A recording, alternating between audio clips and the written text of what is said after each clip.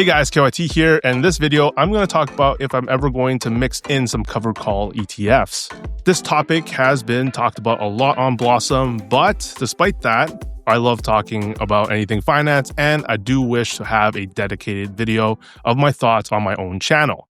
I want to preface all of this by saying that while I think indexing is the best strategy for many different types of people in various types of scenarios, I respect people's choices when it comes to investments. If they've chosen a path that they think is best for them, good on them. It's not like I'm going out there in people's like stock pickers and telling them to not pick stocks. You can't beat the market and stuff like that. I know some indexers like to do that. I'd rather stay in my own lane, provide beginners with reasoning behind the choice that I make, like the assumptions, the preferences, the style versus the assumptions, preferences, and styles of another approach. And then a beginner can have a better idea of which choice to follow. When people heard I was making a second appearance on Momentum Finance's channel, they did ask for my thoughts on covered calls. So in that interview, I briefly talk about it there. So if you want to see more content from me, definitely check Momentum Finance's channel. Now, most of you can probably guess, I'm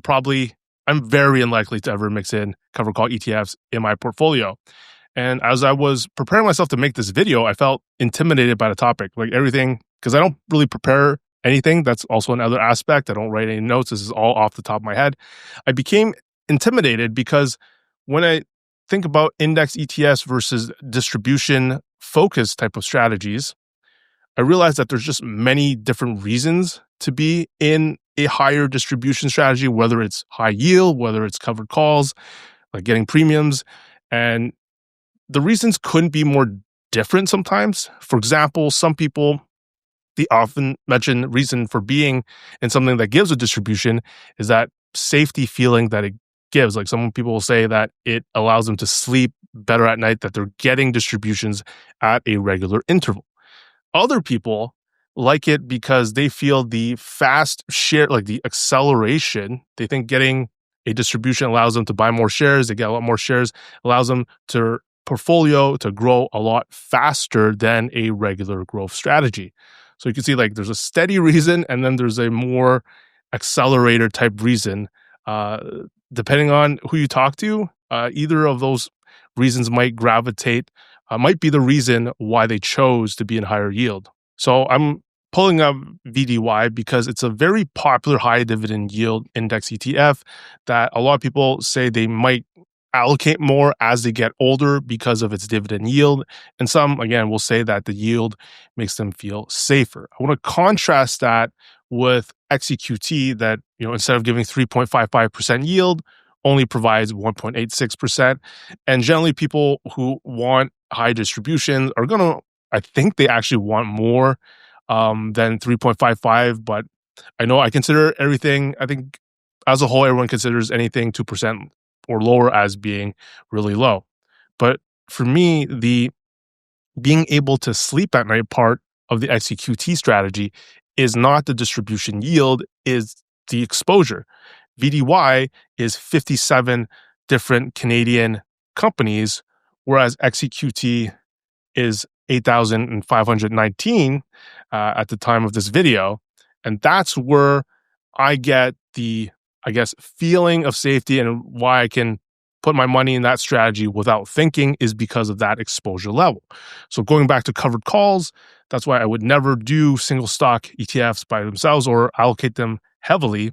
I would more lean towards something like HHIS, which makes more sense to me because there's a lot more companies. But again, this would have to be in a hypothetical KYT covered call portfolio. It would hold a lot more than just these 20 companies in HHIS.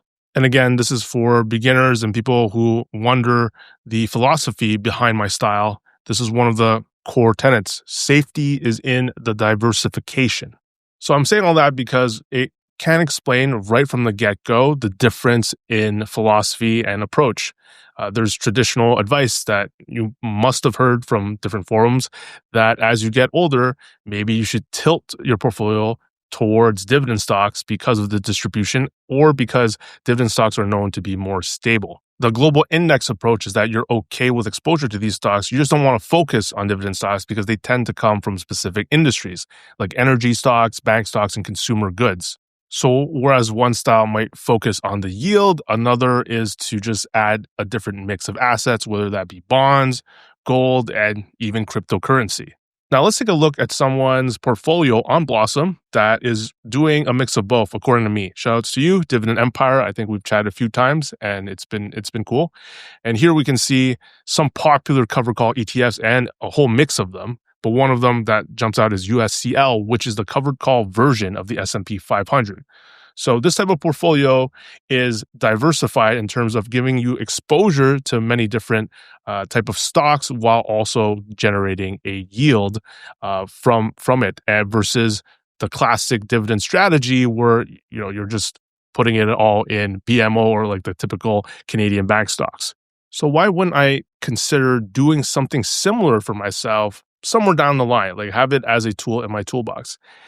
To me, it's unlikely, not impossible, but it's unlikely because number one, I'm comfortable selling shares. And number two, there are yield solutions for a more non-covered call path. On the topic of selling shares, I'm going to react to this post I've seen, and it's an opinion that a lot of income investors have. I focus on earning steady dividends through ETFs instead of chasing only growth stocks. To me, investing isn't about building a massive portfolio for decades in the future. It's about balancing long-term growth with life today. Dividends give me cash flow. I can reinvest for future gains while also funding experiences and living fully in the present. Many people emphasize growth stocks and wait until later in life to enjoy the rewards, but I'd rather create that balance now, reinvesting to grow steadily while also preparing for the future. Seriously, what's the point of stacking wealth if one day we're too wiped to enjoy it?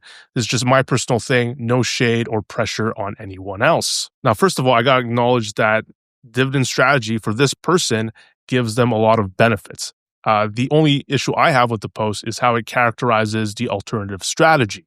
I just don't agree with this concept that if your portfolio is lower yield, that you're essentially waiting at the end of the road to be able to enjoy the fruits of your labor. Your money has potential to grow regardless of time frame. You don't have to wait 20 years. If you put $500 in a vacation fund, you can sell it. And if we look at the graph here, I've had to make some key sales. Like right here, the big dip here is when I had to withdraw a down payment for my house. And there are dips along the way. That is me taking money for some specific expense, including my trip to China early this year. So my second point was that there are solutions for people who don't want to sell shares. And I think there'll be better ETF solutions as I head towards my retirement age, which is hopefully in at least 20, 25 years. But there's going to be more products that make it easier for people that don't want to sell shares, I imagine. So I mentioned this one particularly, zgrow.t, a few times on Blossom in the last 2 years because it takes an all-in-one, which I love, all these all-in-one ETFs, and it makes a version of it where you get 6% annual cash flow based on monthly distributions. I also made a post on Blossom comparing the two different versions to show that they have the same, very similar total return, regardless of if one gives more yield and the other doesn't, because at the end of the day, it's the total return and what they're both exposed to, and they're both exposed to the same stocks. So you can achieve basically the same return, regardless of which version that you want. So even with these alternative solutions, I haven't really said, at least I don't think in this video, why I would still prefer that type of path than something like what Dividend Empire is doing. I don't think it's controversial to say that covered call ETFs are going to underperform an underlying version over the long run. So it really doesn't make sense for someone like me who is just buying and holding and following classic investment principles like time in the market, right? Just a complete vanilla strategy that does not need the covered call benefits. Where I see covered calls being an appeal to a lot of investors is that flexibility, the flexibility to have that yield, to be able to spread, invest it in different ways, to hold it in cash if they want. It's more a tool for someone that wants to be a more active investors and think that their active decisions can add some amount of value to the outcome of their portfolio.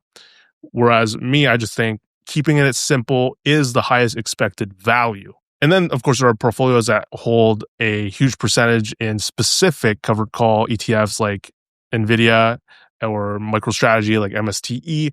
And at that point, comparing that approach to mine, it's just really different because it's not just covered call versus not covered calls. It's also stock picking because you're concentrating your exposure to some specific company versus the index approach. So it's like it couldn't be more different at that point. And so it's just a completely different style. I'll wrap up this video by answering a question from a Blossom DM that I got from someone named Tina. She gave her permission for me to post her message, and part of it says, what attracted me to them was income that can be made off these covered call ETFs that I could use towards investing towards more shares in XEQT, and or was thinking of investing in XEQT for the long run at the same time, generate some extra income with the CC ETF. Wasn't sure if that's a good plan, but wanted your opinion on this. Appreciate it. First of all, Tina, I just want to say this is not an uncommon strategy. I've seen at least a handful of people talk about this where they prefer to see a part of their portfolio be this income generating part, and that they're feeding the yield into what they consider a more traditional investment like an XEQT, like a VFV. The thing is, there is no easy answer because you're going to have to make an active investing decision. You have to judge the CC ETF that you're considering or the group of covered call ETFs you're considering and what their total return is for the period of time that you want to invest in them. So I had fun doing this funny, silly example where you have 100K and you decide whether you want to put it 100% XEQT or 100K in the CC ETF that you choose, to then use the yield of the covered call ETF and put it in XEQT. And down here, I'm saying what matters is your total return over time. It's ultimately a question of opportunity cost, because let's say you have 100K in XEQT from year 0 to year 5, right? You're exposed 100% to it. You have 100% of its benefits. Whereas here, most of your benefits, as you're growing that XEQT stack in your portfolio, most of your benefit, most of your return is exposed to the total return of that CC ETF. In this case, like 100%. So in the first couple of years, the fortunes of your portfolio is tied to that CC ETF. Now, I know in real life, in a lot of these questions, people aren't devoting 100% of the covered call ETF. It's a portion of their income generating segment, but the same concept applies. It's basically while it's generating that yield that you want to put in a more traditional index-based ETF, right? Your exposure to something like VFV is lower as it's generating and making those shares for you. So ultimately, whether it makes sense for you or not is to have a opinion, educated guess as to the total return of that CC ETF. Now, if you're a beginner, of course, then I would say just be globally diversified in a traditional ETF is going to do wonders for you. You don't have to play around with other products. It's not necessary. But if you want to look into it, if you want to explore and you want to be an investor that can hold different types of ETFs, then by all means. Lastly, I want to give a shout out to my man Tony, who is living off his income portfolio right now. You can find him at OneMadTony. And what I like about him is that he compares his strategy, which consists of some yield products, with traditional index ETFs. Like what if he retired off VFV, XEQT, and other passive income strategies like solely HYLD, and he compares them and withdraws the similar amount from each portfolio. For the most part, they're doing all pretty similarly at this point. All right, guys, I'll see you in the next one.